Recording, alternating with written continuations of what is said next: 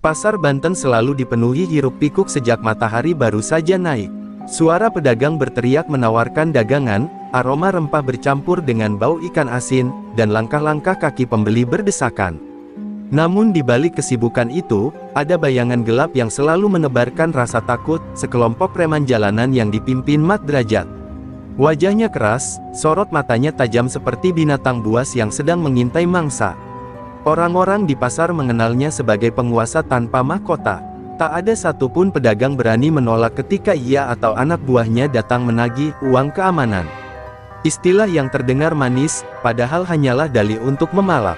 Mereka bergerak seperti kawanan serigala, bergantian mengitari kios-kios kecil, menakuti siapa saja yang mencoba melawan. Mat Drajat bukan preman sembarangan.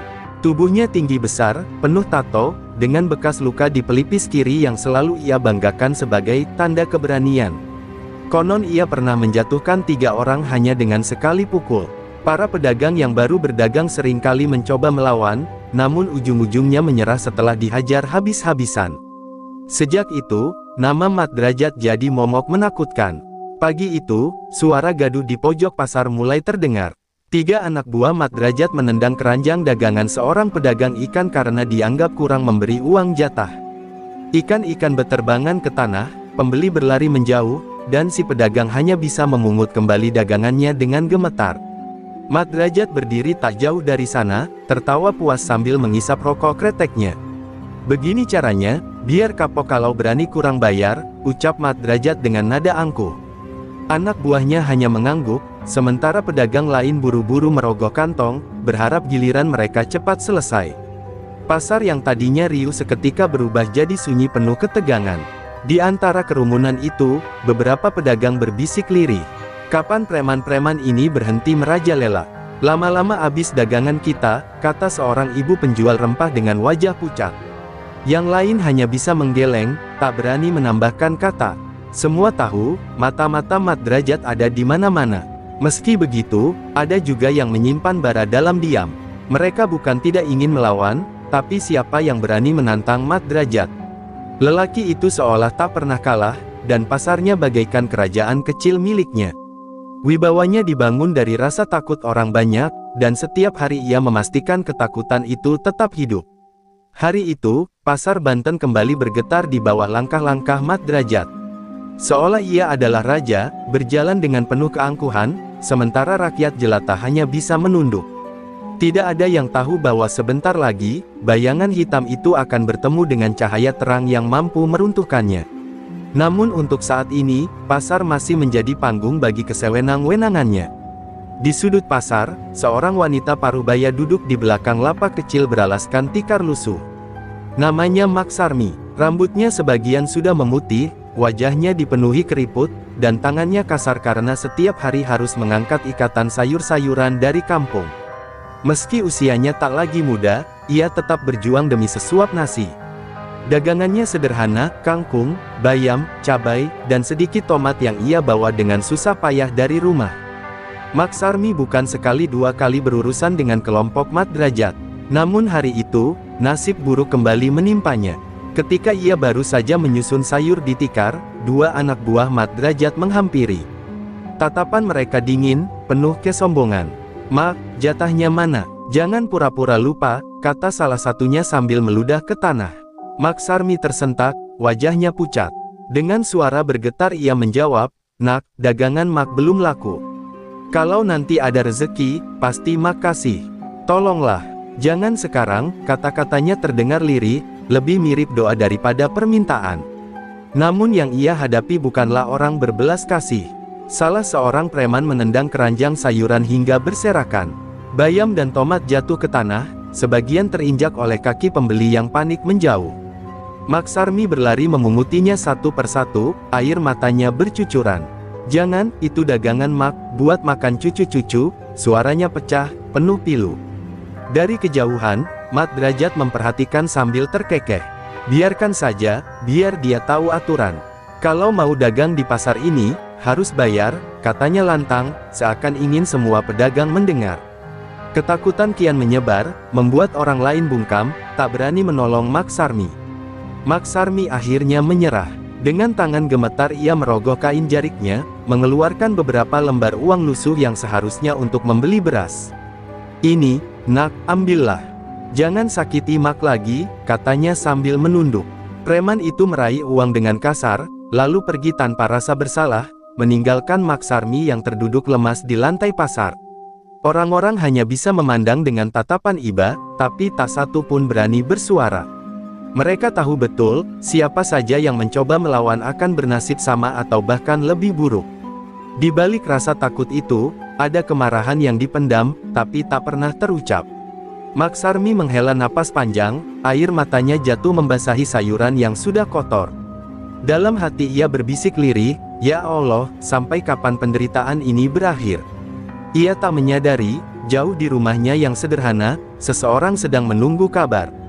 Seseorang yang tak akan membiarkan air mata seorang ibu jatuh sia-sia, Sri Rahayu, putrinya. Senja menurunkan cahaya jingganya ketika Mak Sarmi pulang dari pasar. Tubuhnya lelah, langkahnya gontai.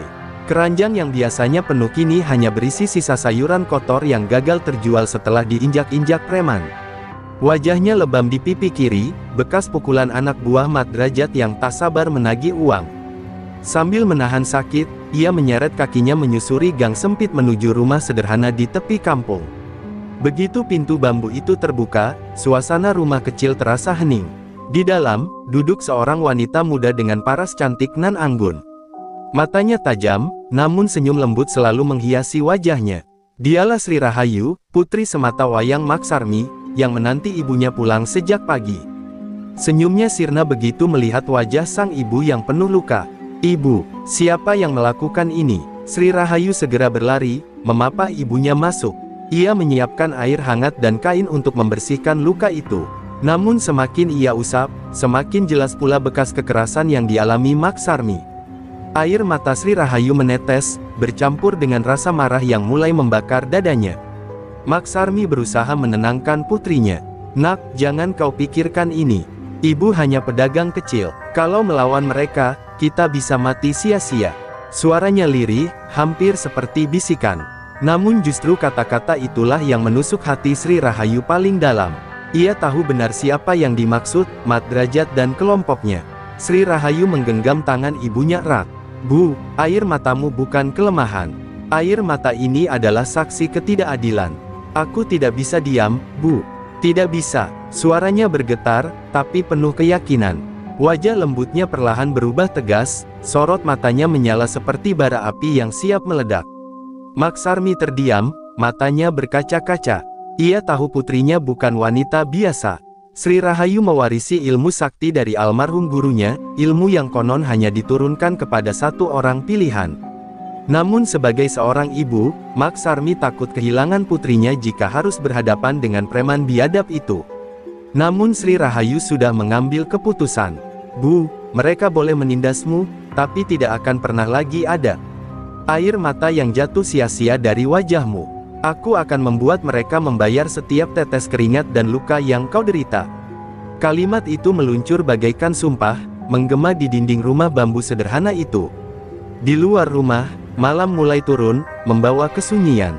Tapi di hati Sri Rahayu, malam itu justru melahirkan badai. Sebuah badai yang akan segera mengguncang pasar Banten, dan menelan kesombongan Mat Derajat serta anak buahnya.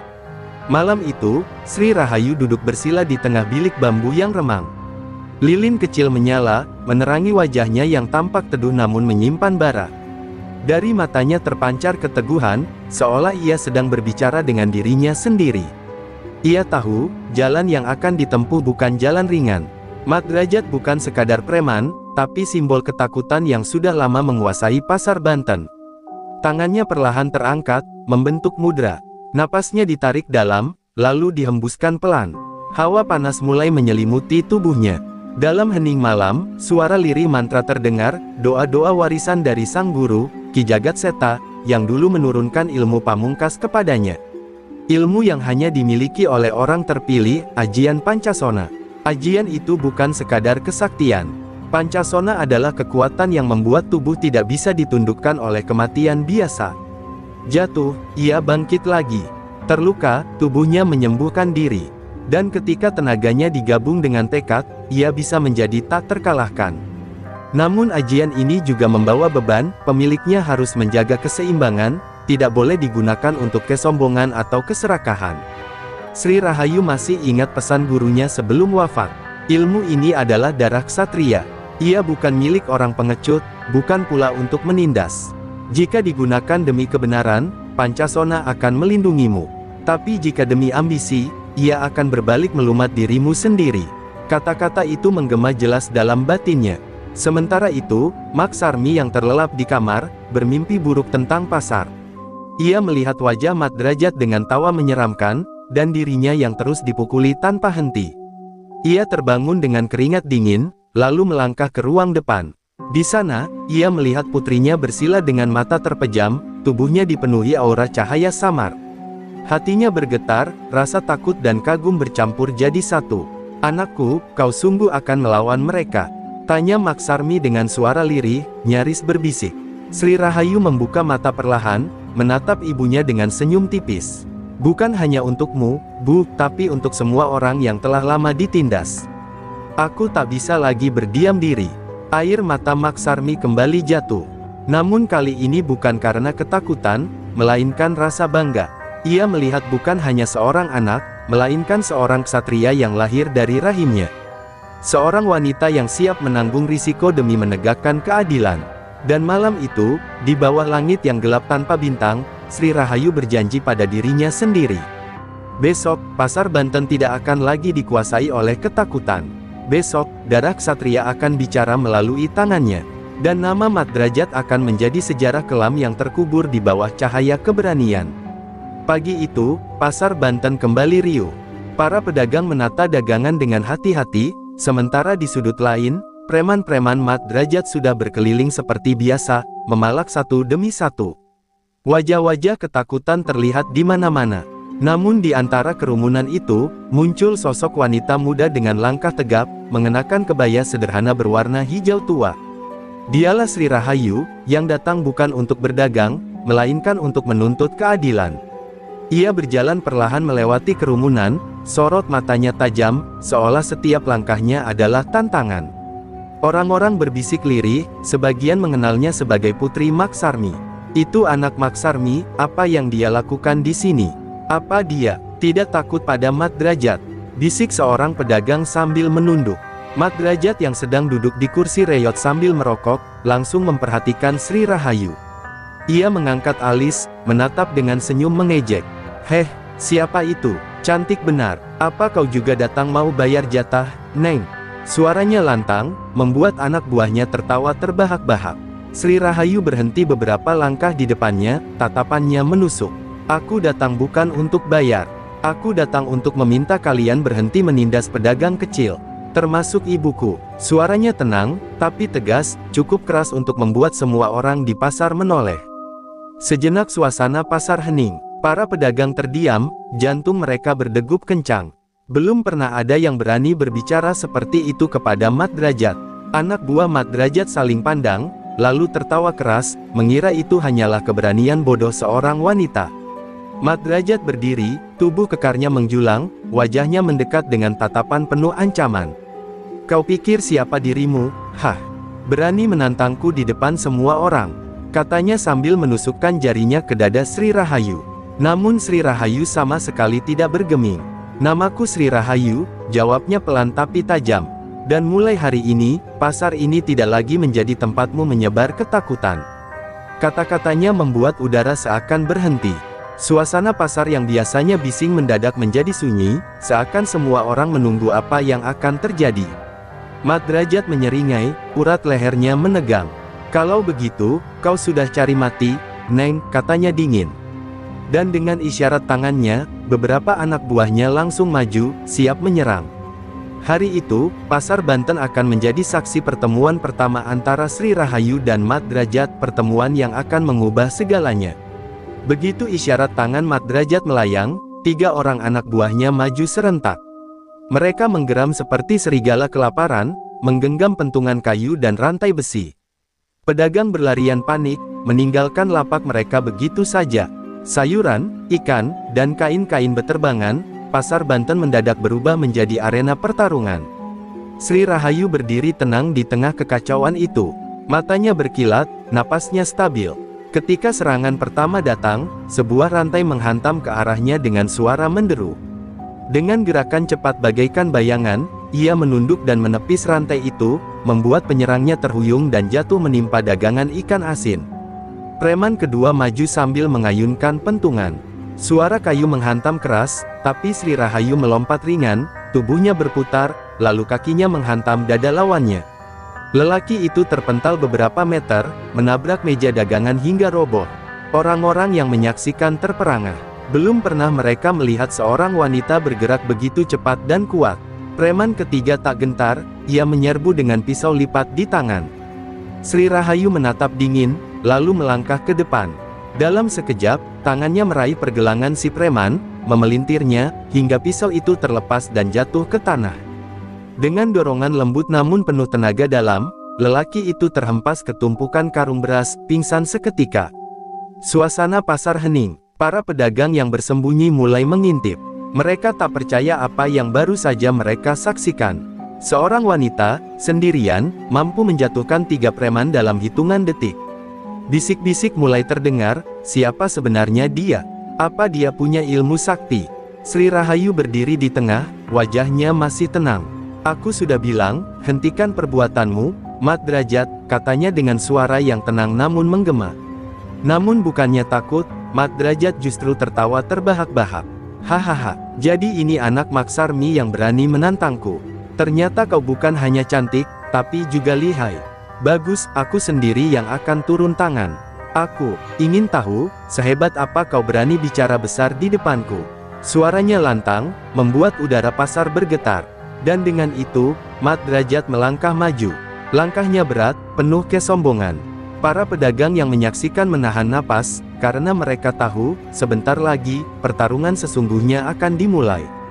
Mat Derajat menepuk-nepuk kedua tangannya, lalu melangkah ke tengah pasar dengan dada membusung. Tubuhnya kekar, otot-ototnya menegang seolah siap meledak kapan saja. Sorot matanya menyala, penuh amarah bercampur kesombongan. Para pedagang mundur semakin jauh, sebagian bahkan menutup wajah anak-anak mereka agar tidak melihat pertumpahan darah yang sebentar lagi terjadi. Sri Rahayu berdiri tegak, sama sekali tak gentar. Angin pagi berhembus, menyibakkan helai rambutnya yang terlepas dari sanggul.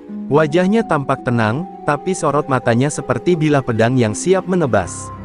Ia tahu, inilah saat yang ditunggunya, berhadapan langsung dengan penguasa pasar yang selama ini menindas banyak orang. Dengan teriakan lantang, Mat Derajat menghantamkan tinjunya ke arah wajah Sri Rahayu. Pukulan itu cukup kuat untuk merobohkan lelaki dewasa, tapi Sri Rahayu memiringkan kepala dengan gerakan ringan. Tinju itu hanya mengenai udara, membuat Mat Derajat sedikit oleng. Sri Rahayu lalu membalas dengan satu tendangan ke arah pinggangnya. Tubuh Mat Derajat terhuyung, namun hanya sebentar. Ia tertawa garang. Hahaha, jadi ini jurusmu. Tidak cukup untuk menjatuhkanku, katanya sambil menyeka darah tipis di bibirnya. Ia lalu meraih kursi kayu terdekat dan melemparkannya dengan kekuatan penuh. Sri Rahayu melompat tinggi, mendarat dengan ringan, membuat penonton terperangah. Pertarungan pun semakin sengit. Mat Derajat menyerang dengan pukulan beruntun, sementara Sri Rahayu bergerak lincah, menangkis dan menghindar. Sesekali ia membalas dengan serangan cepat, membuat tubuh besar Mat Derajat oleng. Namun setiap kali ia jatuh, lelaki itu bangkit lagi, mengandalkan kekuatan ototnya yang seperti baja. Pasar menjadi saksi bisu pertarungan yang tak pernah mereka bayangkan. Lapak-lapak hancur, buah-buahan berserakan, dan suara benturan keras membuat udara semakin mencekam. Para pedagang menahan napas, antara takut dan kagum, menyaksikan seorang wanita melawan Raja Preman tanpa rasa gentar. Mat Derajat akhirnya berhasil menghantam bahu Sri Rahayu dengan pukulan keras. Tubuh Sri Rahayu terdorong mundur, hampir terjatuh. Orang-orang terpekik ngeri, mengira ia akan kalah. Namun perlahan, Sri Rahayu berdiri kembali. Senyumnya tipis, tatapannya semakin menyala. Mat Derajat, ucapnya dengan suara dingin, kau belum melihat siapa aku sebenarnya. Kau belum melihat kekuatan sejati yang melindungiku. Kalimat itu membuat udara pasar seakan menegang. Semua orang merinding, karena mereka tahu sesuatu yang lebih besar akan segera terjadi. Suasana pasar seakan membeku. Semua mata tertuju pada Sri Rahayu yang berdiri dengan wajah tenang meski bahunya baru saja dihantam pukulan keras. Darah segar mengalir tipis di sudut bibirnya, namun ia tidak goyah. Justru dari sorot matanya terpancar api yang semakin berkobar. "Sekarang saatnya kau tahu, aku bukan wanita biasa, Mat Derajat," ucapnya dengan suara lirih namun menggema ke seluruh penjuru pasar. Ia memejamkan mata sejenak, kedua tangannya mengepal erat. Udara sekitar mendadak bergetar, seolah bumi sendiri merasakan kekuatan yang terbangun dari tubuhnya. Angin yang tadinya lembut kini berhembus kencang, membuat kain dagangan terbang, membuat orang-orang terhuyung. Dari tubuh Sri Rahayu muncul cahaya samar, berwarna kebiruan, menyelimuti dirinya seperti aura gaib. Mat Derajat sempat melangkah mundur, wajahnya untuk pertama kali menunjukkan keraguan.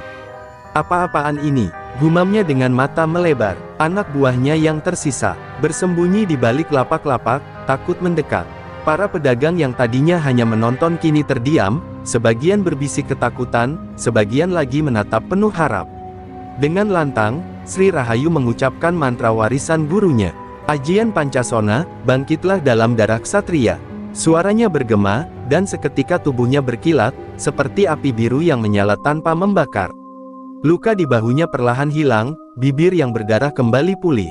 Ia berdiri gagah, bagaikan dewi penjaga yang turun dari langit. Mat Derajat berusaha menutupi rasa takutnya, kembali maju dengan teriakan keras. Ia melompat dan menghantamkan pukulan terkuatnya ke dada Sri Rahayu. Dentuman keras terdengar, namun Sri Rahayu tetap tegak, seolah tubuhnya kebal dari serangan. Senyum tipis terukir di bibirnya. "Inilah Pancasona, ajian yang membuatku bangkit, meski kau jatuhkan berkali-kali." Mat Derajat terhuyung, tangannya terasa sakit sendiri. "Tidak mungkin, tidak ada manusia yang bisa kebal seperti ini," teriaknya panik. Sri Rahayu melangkah maju, setiap langkahnya membuat tanah bergetar. Aura biru semakin kuat, membuat semua orang di pasar merinding. "Ketahuilah, Mat Derajat," kata Sri Rahayu dengan suara yang tajam, "kekuatan ini bukan untuk berkuasa.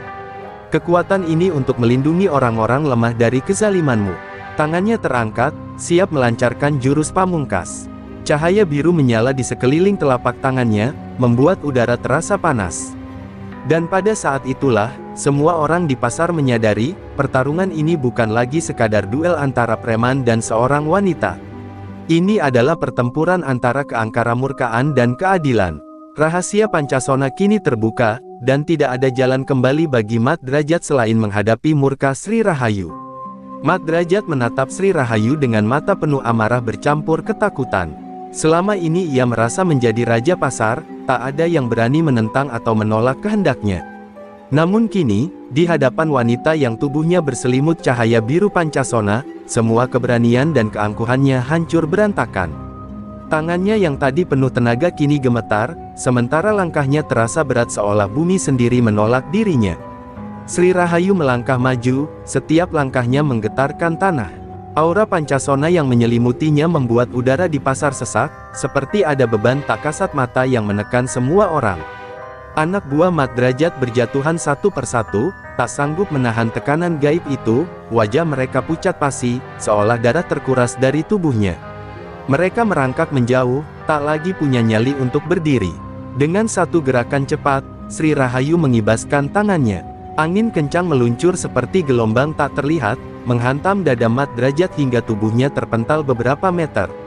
Ia terhempas ke tumpukan sayuran milik para pedagang, membuat wortel, cabai, dan kubis berhamburan.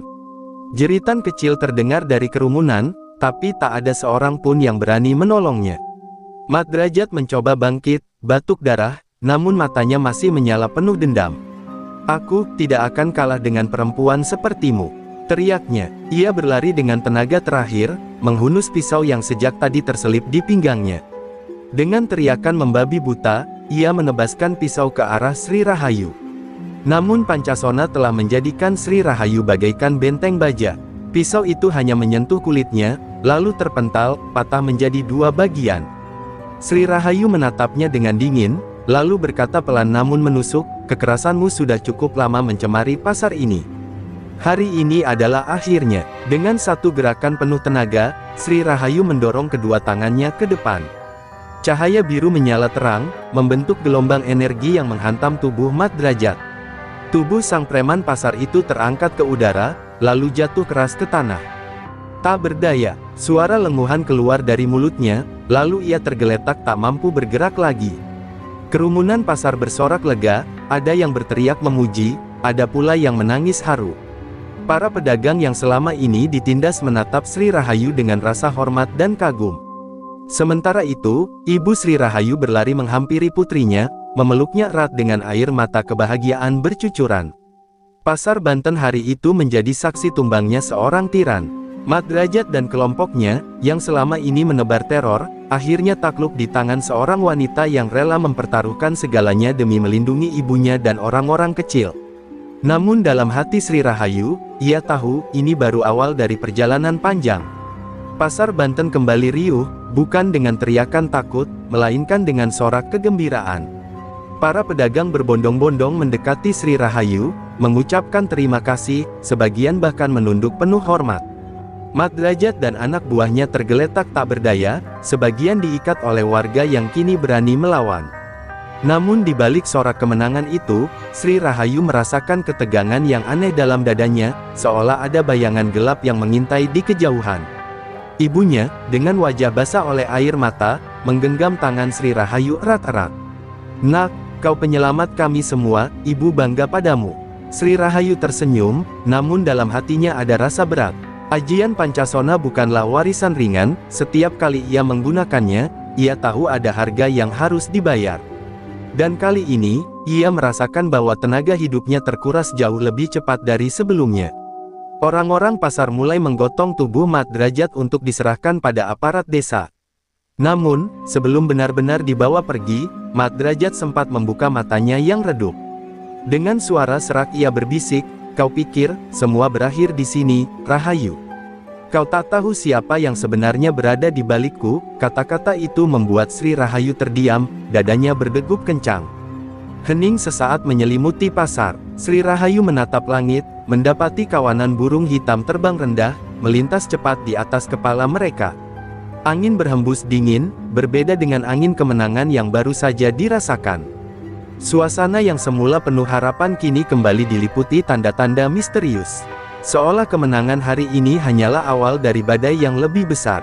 Sri Rahayu memejamkan mata, mencoba menenangkan dirinya. Ia teringat pada gurunya, yang dulu pernah berkata, Pancasona bukan hanya pelindung, tapi juga pemanggil lawan-lawan yang akan menguji keberanianmu. Kini kata-kata itu terasa nyata, seakan gurunya sudah tahu bahwa setiap kemenangan akan memunculkan musuh baru yang lebih berbahaya.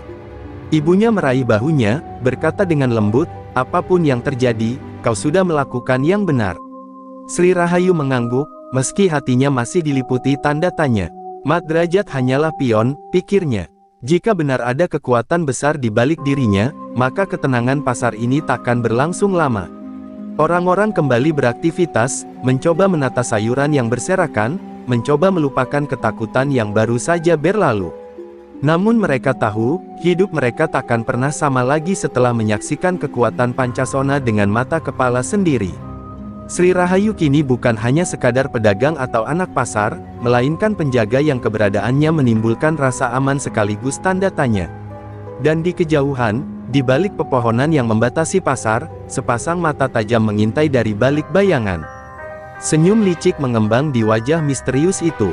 "Jadi, pewaris Pancasona akhirnya muncul juga," bisiknya lirih. Hari itu, kemenangan memang berpihak pada Sri Rahayu. Namun ketenangan pasar Banten mulai terguncang, karena badai yang lebih besar sudah menunggu di ambang waktu.